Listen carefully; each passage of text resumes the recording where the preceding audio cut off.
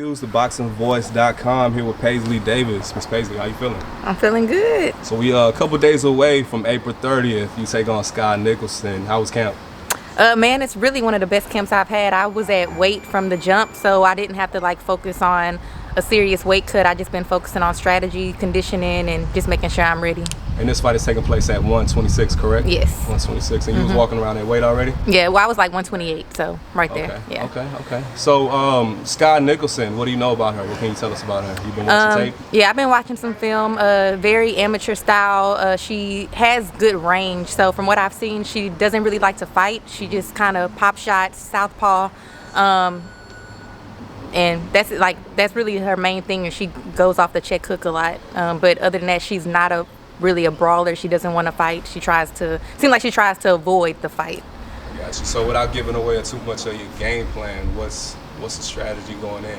Strategy going in is making sure, because I'd like to fight. I can do both, but naturally I'm going to want to fight any way I can. So it's keeping that range and not chasing, not getting so caught up in just wanting to attack, but just staying focused on a game plan, boxing when I need to, and then also when I can get in to fight. Okay.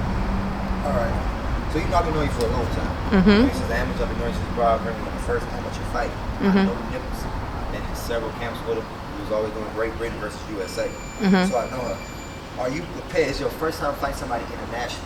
International style of fighting is real different. American style fighting is a bunch of in and out. Right. Yeah. So have you been working on countermeasures to the in and out style of fighting, the international style? Because it may look simple, but when you're in the ring, it's a little different. And so, yeah, that's one thing me and Mark have been working on a lot. He's southpaw, and he's been through the camp. I've been working with him a lot. Of course, he hasn't necessarily, he's not an international fighter, but he's studied her a lot, and he's been basically mimicking her style a lot throughout the whole camp. Trying to just basically, from watching her film, basically just mimicking her and her style with the hands down. Like you said, I know she's very in and out, pop shot. She looking for that. She left-handed, so yeah, she looking for the wild shot to the left, and then she counters when you're trying to come in. Your time in the pro, you got more pro fights now. Y'all got the same amount of pro fights, right? No, she got two, and this is my fourth pro fight. You've been a pro long. Or my fifth pro fight, actually. I'm 3-1. Yeah. And it's like double. It's even for both of us. She's never fought nobody like you. You never fought nobody like Right. you. Yeah. What do you feel like you need to do? Out of your mind, what do you feel like? Okay, I'm fighting this girl. I took this fight for a reason. I know what I need to do to get the victory. What do you feel like you need to do? I feel like I'm gonna have to apply pressure, but in a smart way. Because even so I watched even some of her amateur fights. Because in the pro fights, and what I noticed from her amateur style and her profile is confidence. Two is her confidence went to 1,000 when she went to the pros. And that's cool and all, but I've seen her I guess in the amateurs, and how under pressure she either want to hurry up and wrap you, or she just don't want to fight. So I want to, basically that's my goal. My game plan is to apply that pressure, fight like I know how, but at the same time not get too excited or overextend myself to where I gas myself out or anything like that. Just be smart about it, but definitely applying the pressure in a smart way. You want to break her. You want to test that heart. That's the best thing. That's the best strategy, I feel like. Because I know I can fight. I know I can fight, and I can box too. But I don't feel like she's been tested in that way, like somebody just really applying that pressure and bringing that dog out, and making her fight. Even just from the amateurs, I haven't seen it yet. So I'm just bringing something different to the table. Since we're talking about pressure, the card is on a Dazn card, her promoter. So how do you feel about that going into this fight, knowing that you're the opponent? So just mentally, I'm in a good space, and I honestly, just through my journey and through my life experiences, I feel like I belong on that stage just as much as her. So that's what I'm going to do, show out, who is that? You know what I mean? I won't just... Okay, because Alicia Bungard did it.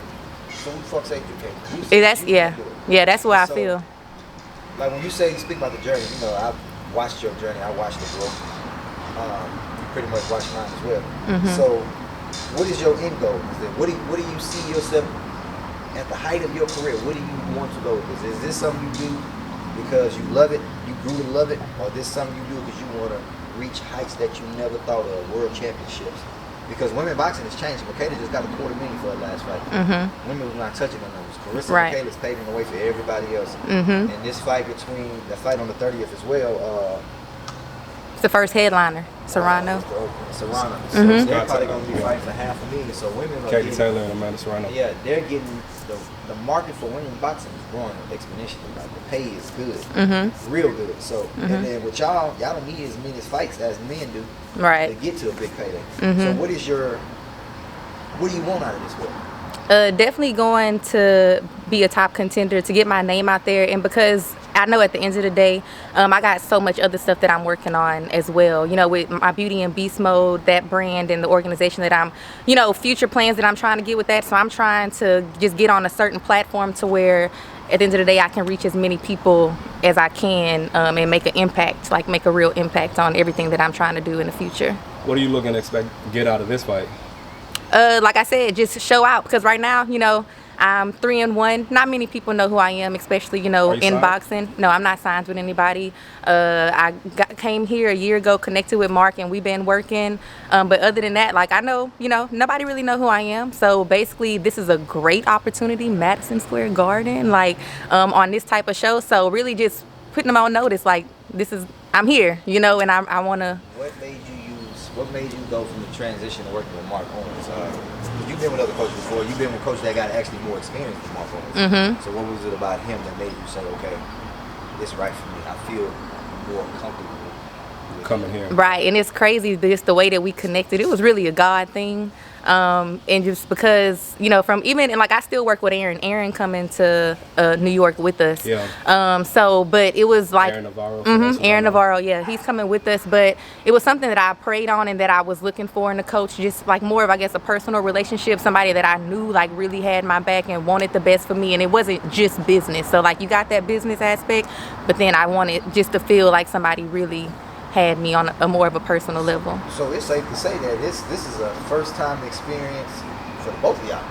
Y'all taking this journey together, because he's never been on this type of stage before. You've never been on this type of stage before. So y'all gonna learn a lot. Y'all gonna learn a lot about each other in situations like this. And this is gonna really tell you, feelings aside, business wise, right? Where can this go? Where can this go? Will this relationship work? Because say this in your game plan not working. If he's not giving you the right instructions, you can be like, oh shit. And then the good thing is you have Aaron.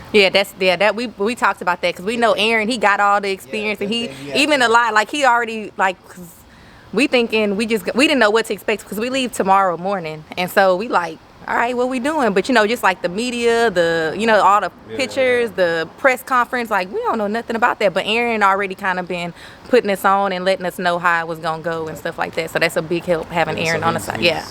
Okay, I got you. Anything else, Quinn? No. So April 30th, you're on the Amanda Serrano's and Katie Taylor undercard, taking on Sky Taylor. Yeah. Any last words? No, just I'm ready to show out, man. Ready to show y'all. Where can the fans find you at? My Instagram is _Paisley, Paisley. Thank you for your time. For the video, feel free to hit the like, subscribe, and share. As always, if you want to support us to the next level, head over to the patreon.com/ThaBoxingVoice. We have tons of exclusive, from Border Wars, Entitled, betting shows, the list goes on and on and on. But in addition to that, if you guys have questions for fighters, trainers, and promoters, this is where you can submit them. We will run out, get these questions answered, and put it back on the show just for you guys. Appreciate it. Peace.